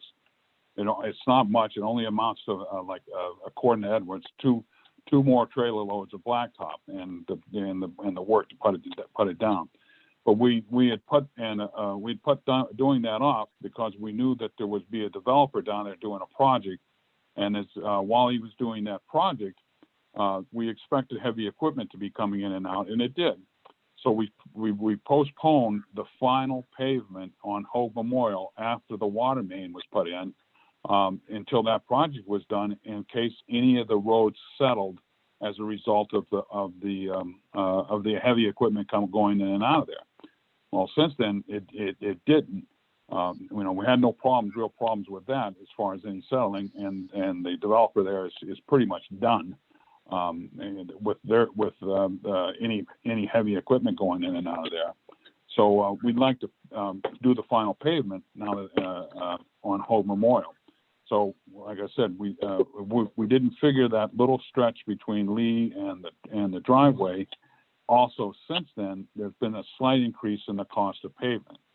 So we're estimating, or I'm not where I got Superintendent Martin is estimated that we're going to need approximately $15,000 more than we have available left over in the Hogue Memorial article to finish this job. Now, if because it's a water project, he could have taken it out of Chapter 90 or funded it out of his thing. But because this is the completion of a water project, I think we should do it out of water funds.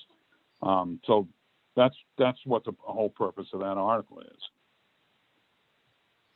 Dennis, can you just repeat that figure? We have a figure of $51,865.98. Yeah, that's the amount of money that is left in the Rayner Ave project. Oh, I see. Okay. So we anticipate, Mr. Superintendent Martin anticipates that he's going to need, according to T.L. Edwards, about 15,000 of that 51 to finish Hogue Memorial. Now, once Hogue Memorial is finished, whatever is left over after that goes back to Water and Sewer Enterprise. Okay. If perhaps, Chair, through you. Go ahead. So if the money drops off, so to speak, it's not spent, the DOR certifies it back to Water and Sewer. And wouldn't it just be easier to have a clean article for 15,000 on the warrant coming out of Water and Sewer? And then when the other money's, at the end of the year, they just would revert back to that account anyways. Wouldn't that be the easiest, cleanest way to do it?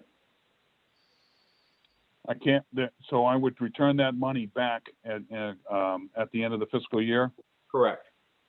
Okay, and then and we would have to wait until then to write another article to pull it back out for this. Well, so if we're having a special town meeting, we just exactly have it on there for the 15,000. and as an additional. You could You need do a that. total of 15,000, correct? It's 15 and change. Right. It was the last number I heard. I'm not exact. Once, like I said, if we I just figured if we transfer, took what was left over out of Rayner, use what we need at Hogue, and then the rest of it will, at the end of the year, would be put back in, water sewer retained earnings. I think that confuses people, quite frankly. If we take it out clean, just the amount that we need, and then that whole whatever's left, the 51,865, reverts back. It's nice and clean. But that'll hold up the project, right, Fred? How would it hold it up? No, you would just You're gonna wait provide- till annual town meeting. I can't return Well, it until the end of the fiscal year. Correct, but you wouldn't be able to return the difference anyways. So in other words, all you're spending out of your $4.1 million is 15,000 that you're going to be expending right now. And then when the fiscal year closes, that's when the monies will go back into your water and sewer enterprise. Right, so it stays in limbo until the end of the fiscal year. Right, but if you transfer that 51,865, now you spend that 15, you're still going to have the difference in limbo. Yeah, but only the difference. Which works out to be a difference of 15,000 and change, which in the grand scheme of things, I don't think is gigantic, and it's much cleaner. No, so the whatever's left over after the 15, so it's more like 35,000 stays in limbo until unless town meeting grants me permission to use those funds. It stays there until it goes back into water retained at the end of the fiscal year. Correct. Well, another thing to consider too is that it's likely that asphalting won't begin won't be available until the spring anyways, correct? Well, Still doing you've got to remember, so the funds wouldn't be available to me until July 1st. Okay, this way we can probably get this, get T.L. Edwards to come sometime March, April, hopefully no later than May, and get it done, be done with it. Yeah, but why can't we appropriate the money out of that for, during a special? If, You mean out of retained earnings? yeah, Sewer, you could. I mean, it's just basic, it's all water sewer, retained our money. Just how you go about it, right. The thing is that if I instead of using what's in my retained earnings, during the special, in other words, I don't touch the water and sewer retained earnings. I use what's left over out of the Rayner article and then return the remainder. Right, but I think that causes a lot of confusion, to the average person looking at it saying, okay, so we're spending $51,000. That's what they're going to think when they see that number on the article instead of 15. Well, if that's the case, then let's just adjust the figure to cover what T.L. Edwards is saying, what it's going to cost to get it done, and then leave the rest to be returned to retained earnings. Yeah, but I think just in accounting format, I think Fred's correct. I think just make it clean. Just allow a project that was under budget, allow that money to drop back into the retained earnings, create a new article for special town meeting that takes from wherever the Enterprise water sewer. enterprise water sewer, and that just makes it on it, like, as an accountant, that just makes it very clean and doesn't confuse the two projects in amounts. Right. Yeah. The problem with that is that takes $35,000 out of water sewer retained earnings that I cannot use until I turn it back in. Correct, but you have what, 4.1 million in that account right now? Yes. Well, and So yes, 4.1. The chances of $35,000 making or breaking our town, I think, are pretty darn slim. Right. So Dennis, are you open to the idea of changing this article to for language of like we discussed? Well, if that's what it takes, if that's what it takes to, I would leave that open, and I can discuss this with the Board of Commissioners. If that's the way they, otherwise they'll just wait until July. And I'm kind of hoping to get this done before they have another price increase. Yeah. And the other thing is once they start their construction season, they get harder to get a hold of. Right. Yeah. Yeah. So unless anybody else disagrees or has any further comments, maybe we'll. The question, David? Go ahead, Rob. Dennis, can you take the $15,000 you need out of the enterprise account without town meeting's approval now?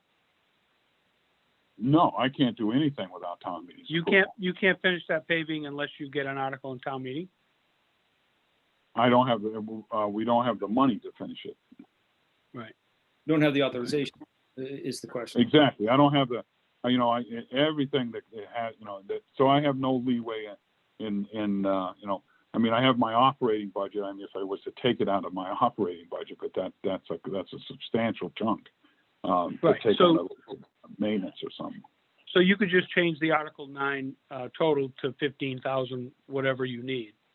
And then the other stuff will go stale and just end up back in your enterprise account anyway. Exactly. Right? If that's the way you want to do it. Now, if you want to do it the other way, where it just, it comes out of water and sewer, and so not only do I take the 15,000 that I need to finish the project, but it ties up the 50,000 until I can return it to retained earnings. So basically, I'm looking at, not being able to use $65,000 of water sewer retained earnings until July 1st.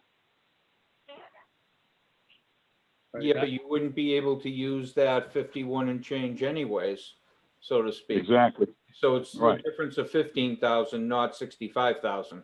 Right. Right. So, well, except for, if I was able to take it out of the 51, then then I'm only looking at 35, not being able to use 35. Right, but you can't use that 35 anyways until next fiscal year. Right. Right, So so, but if I take the 15 or 15 or 16 that I need, there's 15 or 16 for that, and then, and the 51 makes a total of 60, 65, 66,000 that will not be available to me until July 1st. But you don't have that 51,000 no matter what. You don't have that until next fiscal year. Yeah, it'd be 51 minus 15. So it's the difference of the 15, 16,000, not 65,000. So I think for this committee, we have the choice of a motion to approve as is, a motion or a motion to approve a different value, or a motion to table and ask for new language that would change it from the amount in from the source of funding.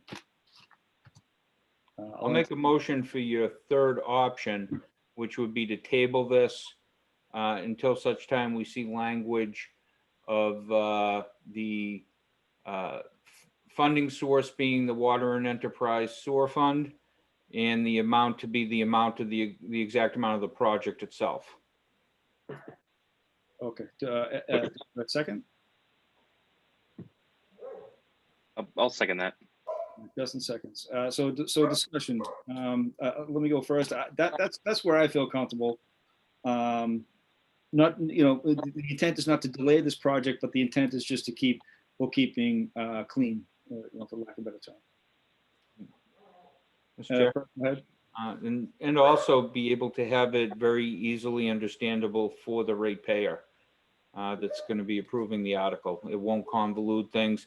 And I believe Lisa said prior, there was still a question of legality with council, whether we can actually do that with the funding source was Water and Enterprise and not the general. And maybe I misinterpreted that. If you could clarify that, Lisa. Yeah, so the question was, with the way it was worded, the funds in the May 2019 annual town meeting, that was pertaining to the Rayner Ave paving after the water main construction. So that came out of the Water and Sewer Fund. And what they wanted to do was transfer that money into the town meeting Article 30, which would have been from the July 2020, but I couldn't find it in 30, so it might have been a different one, which was not water and sewer. So that was where the question was, that town council is looking at.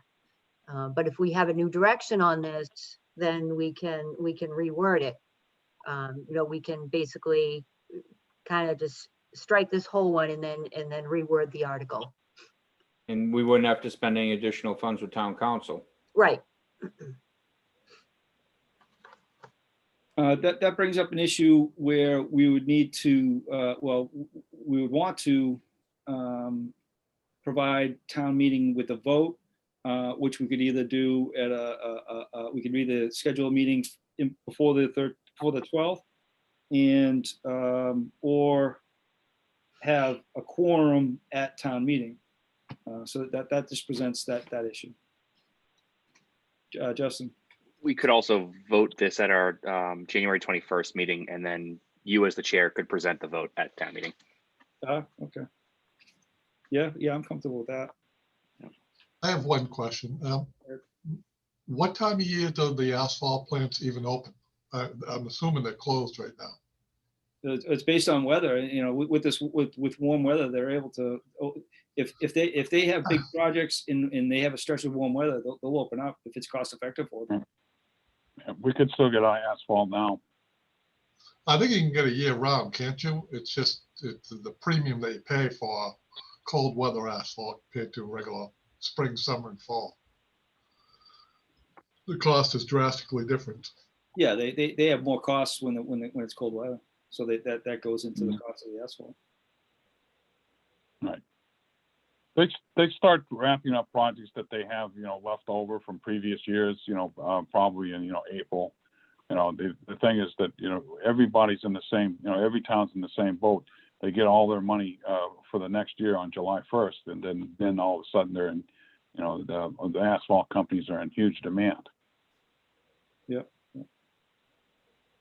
All right, so do we have a motion on, You I have a guess, motion to table this until we see language in the appropriation to come from the Sewer Water Enterprise Fund, okay, and the dollar amount to read the actual amount of $16,000, you know, when we see the exact amount. okay.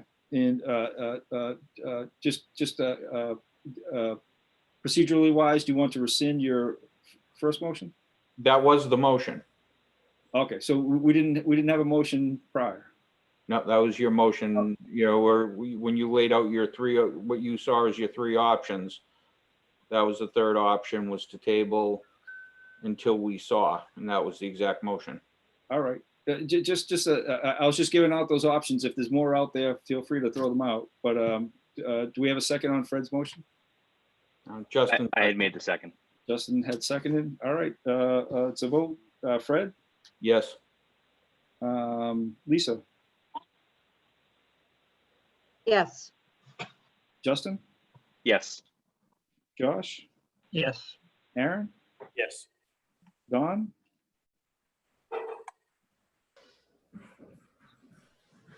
Don, still there? I think we lost Don.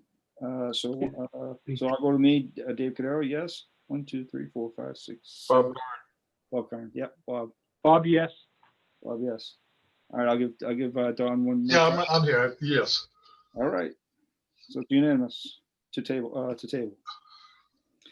right, thanks, Dennis. So You know, I'm sure we'll get the language over to you the way you want it. It would just, you know, be, appropriate the number and then out of water and sewer retained earnings. Perfect, thank you. Thank you. Water and sewer enterprise. All right, thanks again. Thanks, Dennis. I won't bother you again. Okay, Thank you. thank you. All right, so that covers warrant articles for the special town meeting. Finance Committee sub-report. The only thing that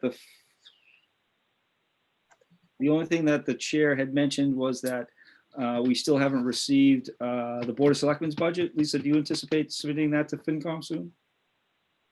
So I'm sure you all know that the board has hired a new town administrator, and it's probably going to be best for the new town administrator to submit the budget to the finance committee at this point.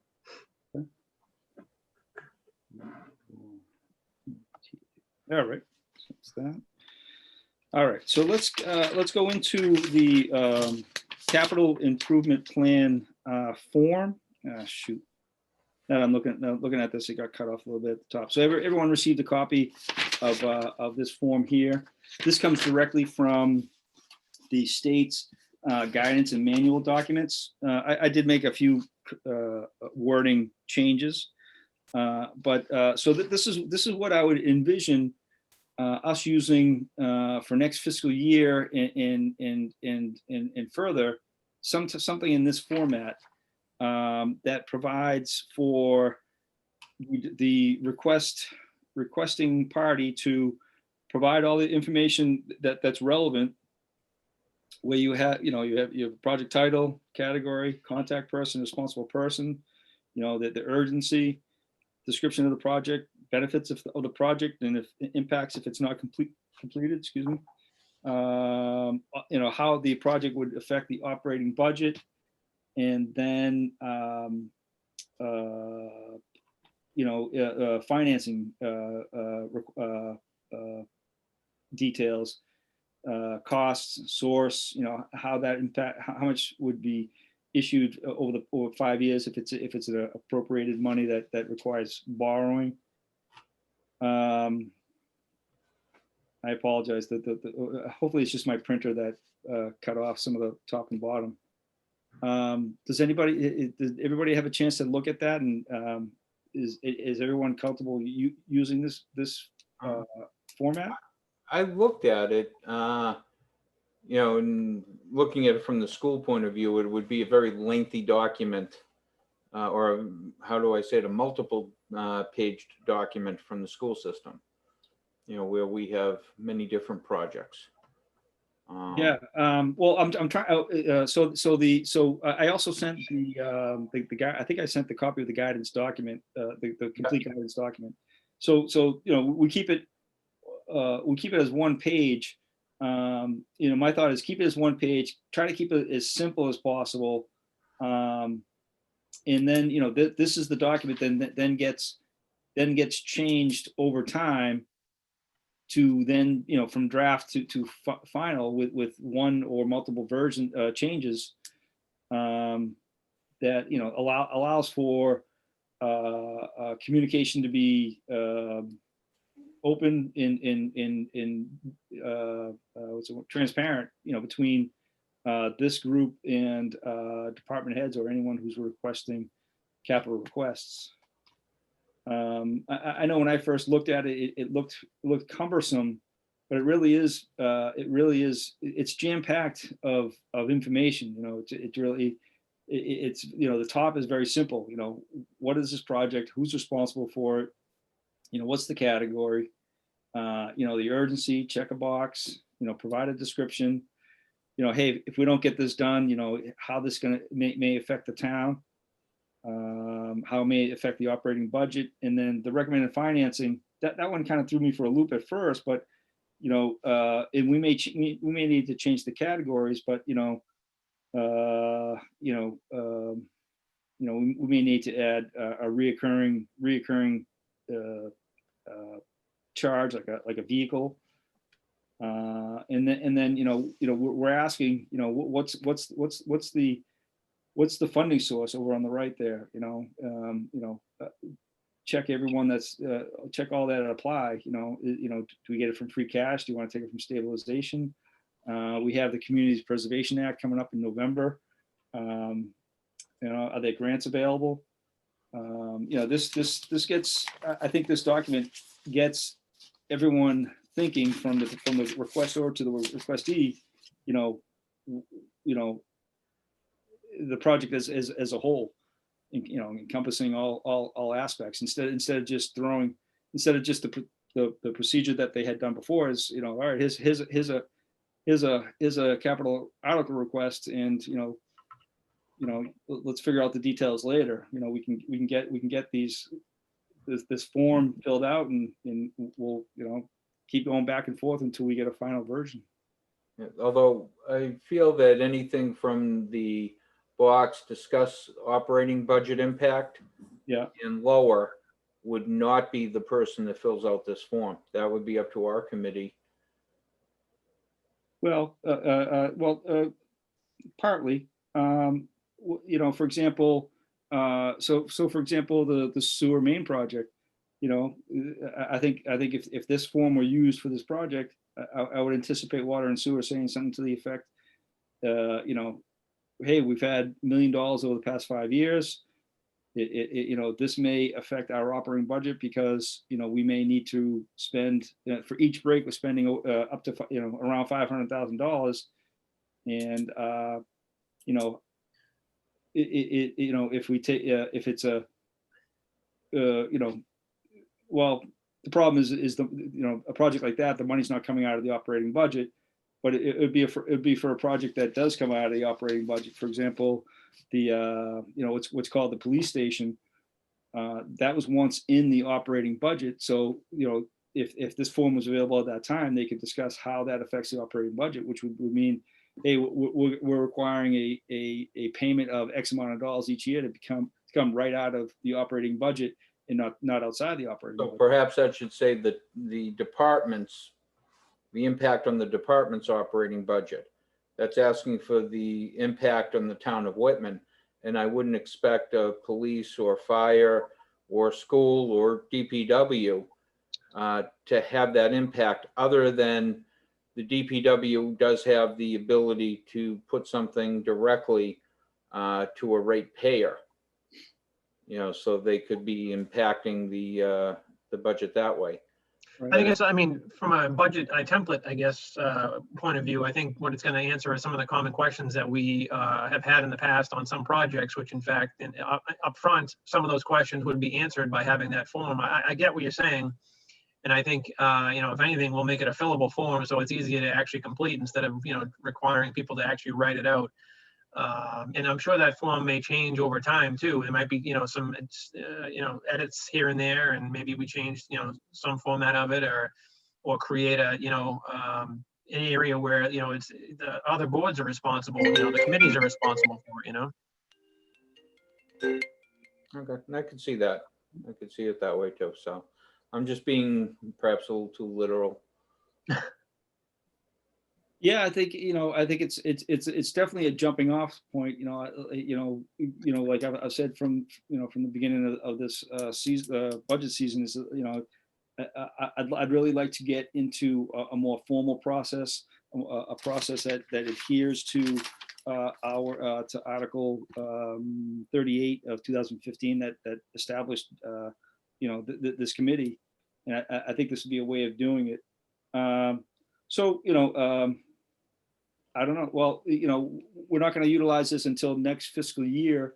So, so maybe we'll just, you know, we'll, is anybody proficient in Excel, which or I don't know if Word allows for drop-down menus.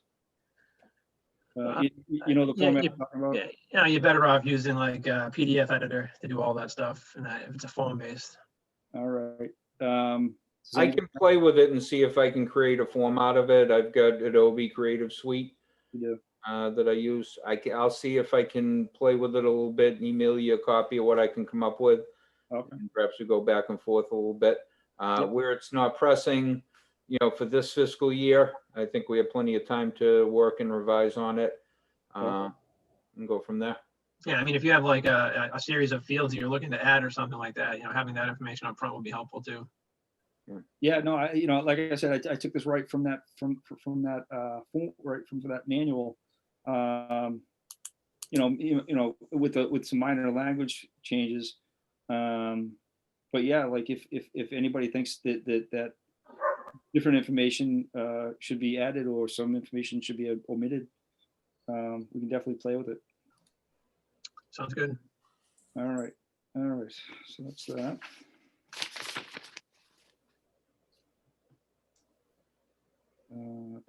I mean, this just filled a lot of information in already. Yeah, I think you know, when you start changing it over to PDF, I think you can just do a cut and paste. Well, how did I provide it? Let me provide you the Word. I'll provide you the Word version, Fred. If you're still there yet. Sure. I just hit on the PDF, the tools, and you know, it popped right up. Project title. You know, date of original submission is, you know, a form fillable. Date of last edit, form fillable. Yeah. Urgent, legally required, maintain service, enhancement. Those are all, looks like check boxes. Contact responsible person is form fillable. Department is form fillable. Then your descriptions are highlighted for form fillable. Perfect. All right. So you don't want the Word version? Preview. I don't think I'll need it. I think the more important part is, you know, to come up with a list of fields if you want. I mean, drop down, you know, answers, questions or whatnot that you want to put in there. Yeah. And if we have the questions, I think I know how to do that. Yeah, if not, let me know. Okay. All right. So fiscal year 2020 capital requests. I've sent out a request to department heads for available dates. I know I've gotten a few responses back. I forget exactly from whom, but you know, seeing where January, I think it was too pressing to get them in here right away. So I'm gonna backtrack and see who responded and make sure that each department head who has a fiscal year 2022 capital request has responded and try to schedule accordingly, and I'll put that on the agenda accordingly. All right. Communications, no communications. Fiscal year 2021 projects. Bob knows the right time to leave. So, so I don't know. Does anybody have any updates in regards to 2021 projects that are ongoing? We had the fire department. There was some school ones. I'm not sure if Fred, if you have any updates on those at all. I don't, I do know the generator, looks like we're gonna hopefully have something at Connolly in the near future, and Duval will be asking for the additional funds, or vice versa. But I think we're looking at being 30, 40 grand shy of being able to have the proper generators at both schools. Well, good, because we were tossing around the number of 60 or something like that, I think. Yeah, well, it was 160 that we had Appropriated. approved. Yeah. And, hopefully 80 and 80, but one of them is going to be a little bit more, basically because of the wetlands and some delineation and some different things that they're going to need to do. But, I can get Ernie for a more complete report, so to speak. And I should have in the very near future a matrix that shows exactly what projects are at what status. Okay. So, Yeah, now that I think about it, I don't think the school, I'd have to go back in, but I'm not sure if the school has responded to my request to come in and discuss their capital fiscal year 2022 projects requests. But Fred, if you don't mind, when you go back to the school committee, if you could ask them to, or whomever is responsible for those requests, to prioritize those. supposedly they were, Okay. but what I would do is get Ernie, and I'd offer Jeff the opportunity if he wanted to meet as well. Yeah. You just tell me a date. Well, yeah, I told them to respond back with 3 dates. Like I said, we're in January now. Town meetings in May, so we got February, March, April. Okay. Oh, I'm sorry. Let me go back to liaison reports. The finance committee had, I think I mentioned this at the beginning of the meeting. The chair of the finance committee had requested an update from this committee in regards to the capital request for the special town meeting.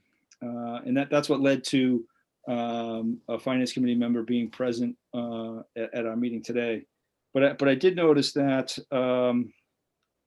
that in the article that established this committee, and where is it? It states that at the very last sentence, this committee shall meet with the finance committee with sufficient time to allow the finance committee to review and make its recommendations on capital requests. So basically what this is telling us is that we should meet with finance committee. Whether it's we meet with them on their Tuesday night or they meet with us on a Thursday night, I guess would be in question.